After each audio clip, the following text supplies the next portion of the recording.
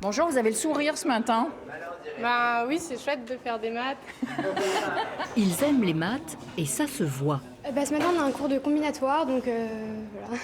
Un combinatoire, Oui. c'est-à-dire C'est tout ce qui est, par exemple, de la théorie des jeux. Donc, par exemple, s'il y a un jeu à 2 joueurs, savoir qui va gagner ou compter des choses. Ils sont 25 filles, 75 garçons, venus de toute la France.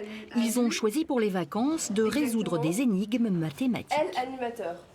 Et on vous demande de déterminer une relation entre M, N, K et L. Pourquoi tu es venu?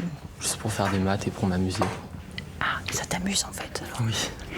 Sans ordinateur ni calculette, interdit pour le concours qu'ils préparent, ces stagiaires ont été présélectionnés pour les Olympiades de mathématiques qui auront lieu comme les JO en juillet prochain. On sélectionne nos élèves par une coupe Animat, donc qui est organisée au printemps, donc qui est sur toute la France. Donc on propose en fait des problèmes sur Internet et les élèves ont un temps limité pour les résoudre. Et en fonction des résultats, les 90 meilleurs viennent ici pour faire le stage.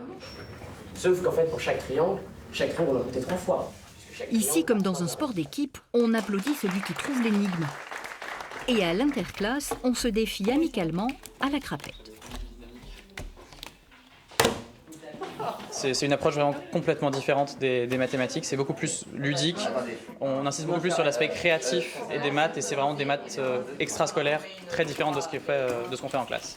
La France est 30e mondiale d'un classement dominé par la Chine et les USA, de quoi rendre les futurs champions modestes. Tu te prépares pour les Jeux Olympiques des maths? On espère. Ouais, t'aimerais bien concourir? Oui, mais c'est très dur. À ton avis, est-ce qu'on peut avoir un polyèdre avec 3 sommets? 8 heures par jour à 30 degrés de moyenne au fil des heures, les esprits s'échauffent. Mais à 17 heures, il y aura piscine avant de replonger dans le bain de la rentrée et pourquoi pas de se réinscrire pour la prochaine session à la Toussaint.